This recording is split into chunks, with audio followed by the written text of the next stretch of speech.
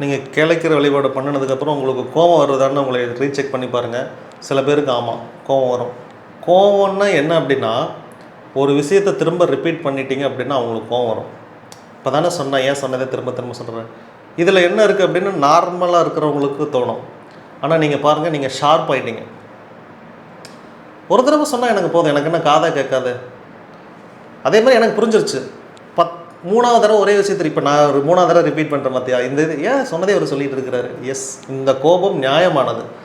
ஒருத்தங்க நேர்மையாக இருக்கிறவங்களுக்கும் கோபம் வரும், ஷார்ப்பாக இருக்கிறவங்களுக்கும் கோபம் வரும், டைமை வேஸ்ட் பண்ணக்கூடாதுன்னு நினைக்கிறவங்களுக்கும் கோபம் வரும், வேலையை தப்பாக செஞ்சிட்ருக்கிறவனை பார்த்தா கரெக்டாக வேலை செய்கிறவனுக்கு கோபம் வரும், தூங்கிட்டு இருக்கிறவனை பகலில் தூங்கிட்டு இருக்கிறவனை பார்த்தா சுறுசுறுப்பாக இருக்கிறவனுக்கு கோபம் வரும். இங்கே கோபப்படுறது தப்பு இல்லை, மீறி இருக்கிறது எல்லாம் தான் தப்பு. அதே மாதிரி தப்பை தட்டி கேட்குறது தப்பு. சில பேர் சொல்லுவாங்க, நமக்கு எதுக்கு இதெல்லாம், வா போகலாம், அந்த பிரச்சனை நமக்கு எதுக்கு. நீங்கள் இப்போ இன்னொருத்தனுக்கு பிரச்சனை நடக்குது, நீங்கள் போய் ஏன்னு கேட்கலான்னு வச்சுக்கோங்களேன். உங்களுக்கு ஒரு பிரச்சனை நடக்கிறப்ப இன்னொருத்த வந்து ஏன்னு கேட்க மாட்டான். இது இப்படி இருக்குது, தப்பை தட்டி கேட்காம இருக்கிறது தப்பு அப்படின்னு ஒரு வேர்டு இருக்குது. அதனால் நீங்கள் கண்டிப்பாக ஒரு 2 பேர் ஆர்கியூ பண்ணுறாங்க, அதில் ஒருத்த சைடு நியாயம் இருக்குது, ஆனால் அவனை டாமினேட் பண்ணி தப்பு பண்ணுறவன் பண்ணிக்கிட்டு இருக்கிறான் அப்படின்னா, நீங்கள் உள்ளே போய் அவனுக்காக நீங்கள் வாதாடினீங்க அப்படின்னா உங்களுக்கு இந்த மாதிரி சூழ்நிலையே வராது. அப்படி வராமல் இந்த பிரபஞ்சம் பார்த்துக்கும். வந்தாலும் உங்களுக்காக ஒரு துணையை இந்த பிரபஞ்சம் அனுப்பும். கிரேட் எக்ஸ்பீரியன்ஸாக இருக்கும். அன்னைக்கு தெரியும், நம்ம என்றைக்கோ விதைச்ச விதை இன்றைக்கி வந்து நம்மளை காப்பாற்றுது. என் லைஃப்பில் இந்த மாதிரிலாம் நிறைய நடந்திருக்கு.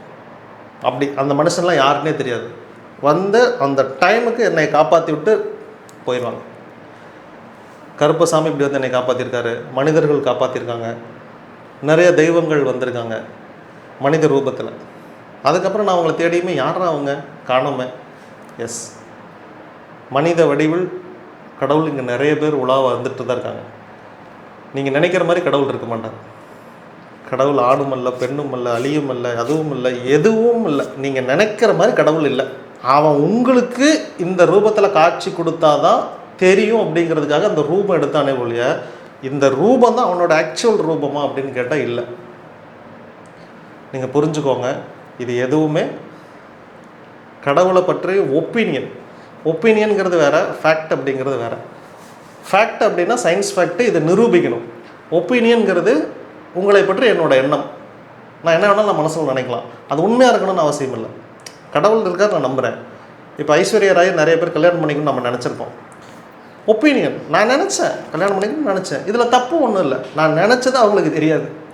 இது குத்தமா அப்படின்னு கேட்டால் இது குத்தமும் இல்லை, இது சரி தப்புன்னு நீங்கள் சொல்லவும் முடியாது. Just opinion. நான் நினச்சேன் கடவுள் இருக்கார், வருவார், காப்பாற்றுவார், ஐஸ்வர்யா ராய் நான் கல்யாணம் பண்ணிக்கணும், எனக்கு நானே இந்த நாட்டுக்கு பிரதமர்னு நானே நினச்சிக்கலாம், கற்பனை பண்ணிக்கலாம். ஸோ இது எல்லாமே ஒப்பீனியன். அந்த மாதிரி தான் கடவுள். நீங்கள் நினச்சதுனால தான் அவர் இந்த இதில் காட்சிக்கு தெரிகிறாரே ஒழிய இதுதான் ஃபேக்ட் அப்படின்னா இல்லை, இது ஃபேக்ட் அல்ல. அவர் வேறு பரிணாமத்தில் இருக்கிறார். கேளிக்கை சித்து நமோ.